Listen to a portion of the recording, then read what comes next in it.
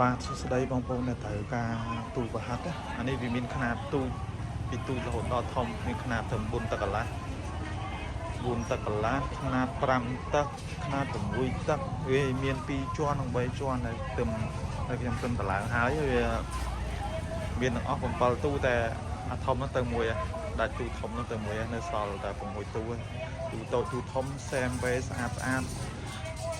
មានទ្វាដាក់អីសែមវេស្អាតអញ្ចឹងណាបងប្អូន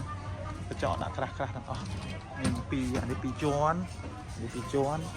ចំណានេះ3ជាន់មានកម្ពស់វា6កម្ព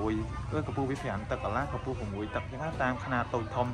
សាកសមបងប្អូនដែលត្រូវការដាក់លក់ម្ជូរ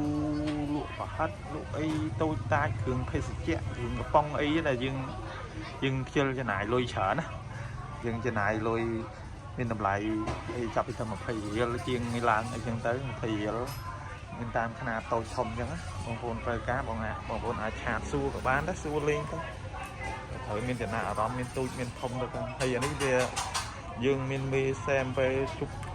ចឹងអស់នេះទូនេះមាំណាកញ្ចក់វា5លីពេញហ្មងបាទអរគុណច្រើនបាយបាយ